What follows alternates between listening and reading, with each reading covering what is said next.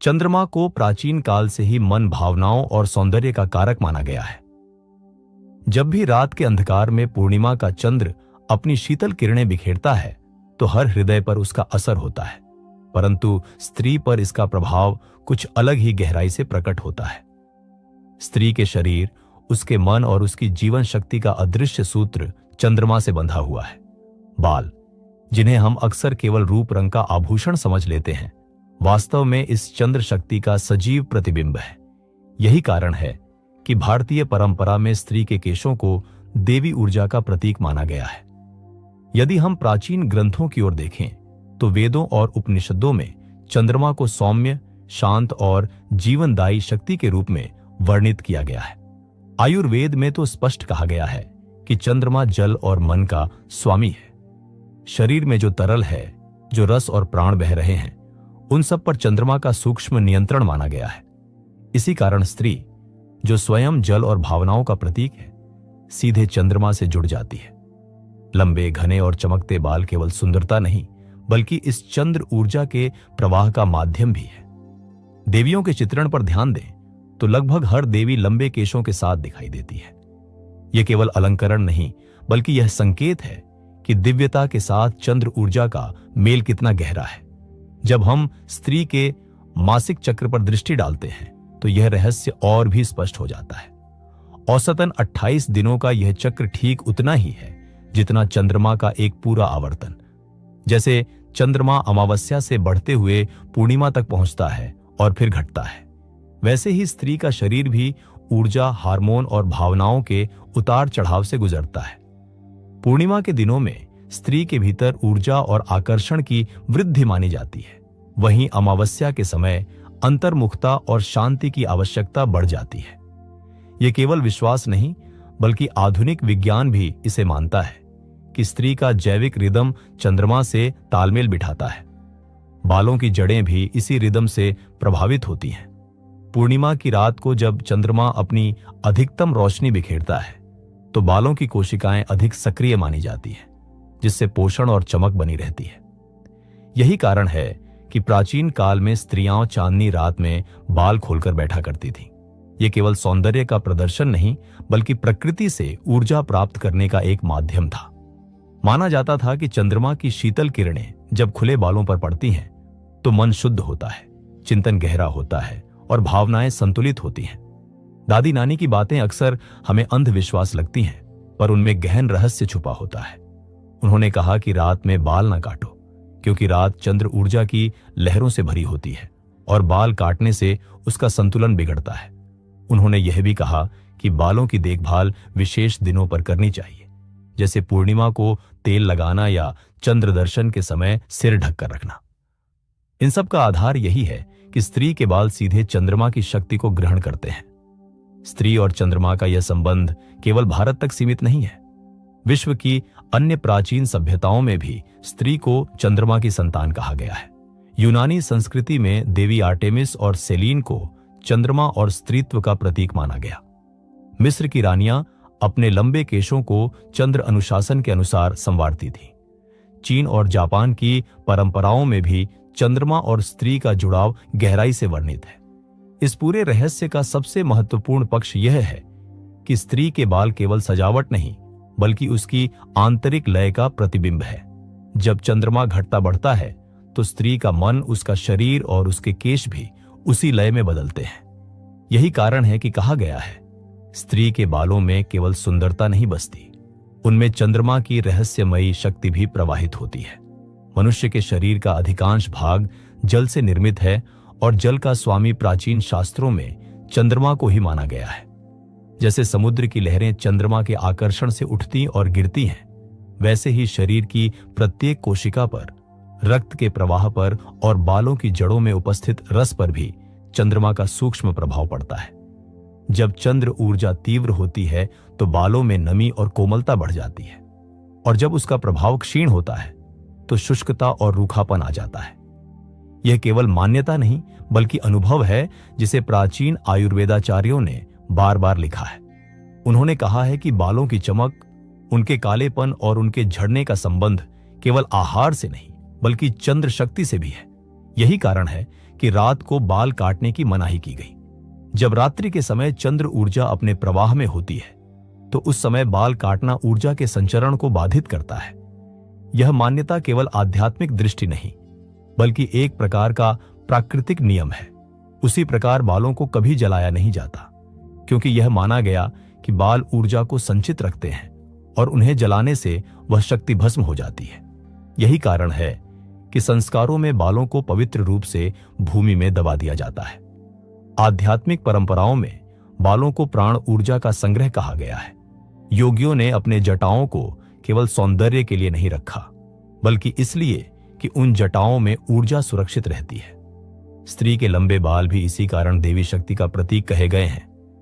जब कोई स्त्री अपने बाल खुले रखती है तो माना जाता है कि वह ब्रह्मांडीय ऊर्जा को ग्रहण करने के लिए तैयार है।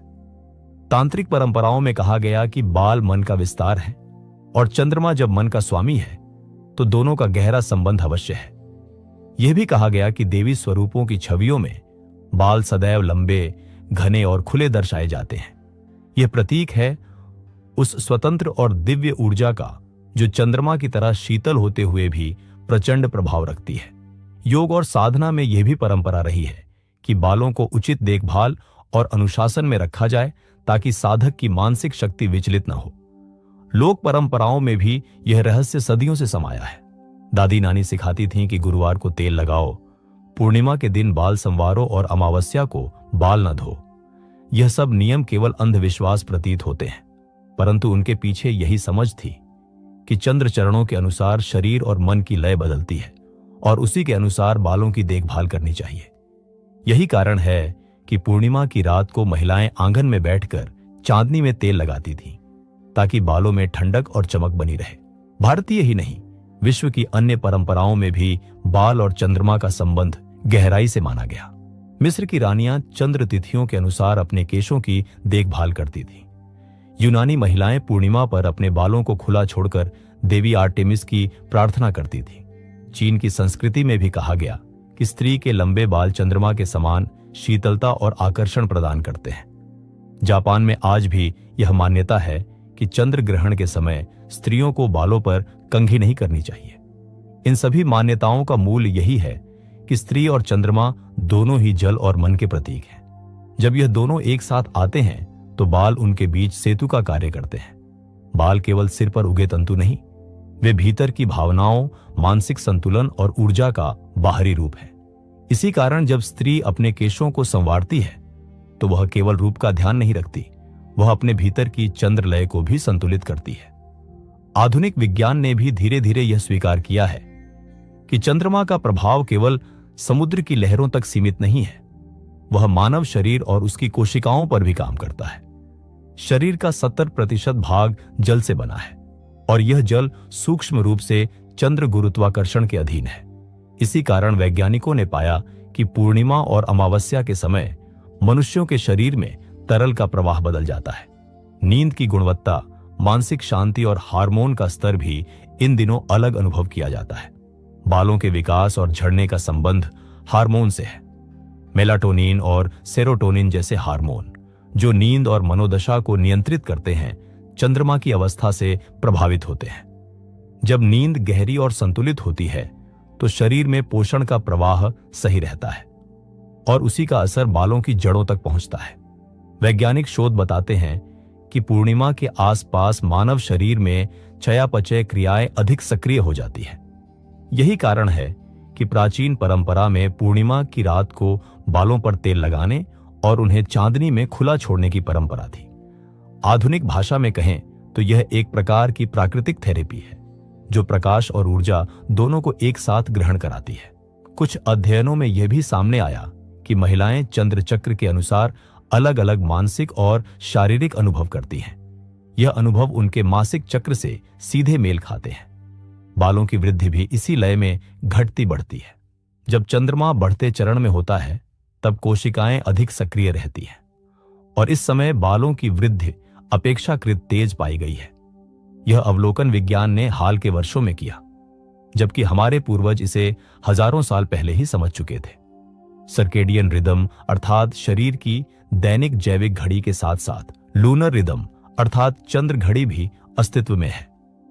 यही लय हमारे शरीर की हर छोटी क्रिया पर असर डालती है। यह प्रभाव बहुत सूक्ष्म है, लेकिन लंबे समय में स्पष्ट दिखाई देता है।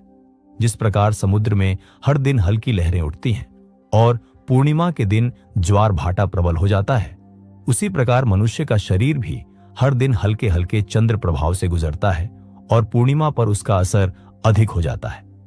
यही कारण है कि स्त्रियों के बाल उस समय विशेष रूप से चमकदार और आकर्षक प्रतीत होते हैं। जब हम इस सारे रहस्य को समेटते हैं तो यह स्पष्ट हो जाता है कि स्त्री, चंद्र और बाल तीनों एक गहरे अदृश्य बंधन में बंधे हुए हैं। प्राचीन अर्षियों ने जो कहा था उसे आधुनिक विज्ञान अब धीरे धीरे प्रमाणित कर रहा है। बाल केवल रूप का आभूषण नहीं है, वे मन की अवस्था, शरीर की लय और चंद्र ऊर्जा का बाहरी प्रतीक है। यही कारण है कि प्राचीन परंपराओं में बालों की देखभाल को साधारण कार्य नहीं बल्कि एक आध्यात्मिक अनुशासन माना गया। अंततः यह समझना आवश्यक है कि स्त्री का सौंदर्य केवल चेहरे में नहीं बसता, उसकी वास्तविक आभा उसके बालों से झलकती है। जब वे बाल चंद्रमा की किरणों से स्पर्श पाते हैं तो उनमें एक अद्भुत शक्ति संचारित होती है। यही कारण है कि कहा गया है, स्त्री के बालों में चंद्रमा की रहस्यमयी शक्ति निवास करती है। यह शक्ति कभी केवल आंखों से नहीं देखी जा सकती, इसे अनुभव करना होता है। और जब कोई इसे अनुभव करता है तो समझ जाता है कि परंपरा, विज्ञान और आध्यात्मिकता तीनों एक ही सत्य की ओर संकेत करते हैं। जब आप इस गहरे रहस्य को सुन चुके हैं तो अब जरा सोचिए, स्त्री, चंद्र और उसके केश, यह केवल परंपरा नहीं बल्कि जीवन का अद्भुत विज्ञान है। अगर यह ज्ञान आपको अच्छा लगा, अगर इसमें आपको कुछ नया जानने और सोचने को मिला, तो इस संदेश को दूसरों तक जरूर पहुंचाइए। आपका एक छोटा सा कदम, एक लाइक, एक कमेंट और इस वीडियो को शेयर करना हमारे लिए बहुत बड़ी प्रेरणा है। और अगर आपने अभी तक सब्सक्राइब नहीं किया है तो तुरंत कर लीजिए, ताकि ऐसे ही अनकहे और अनसुने रहस्यों की अगली कड़ी सबसे पहले आप तक पहुंचे।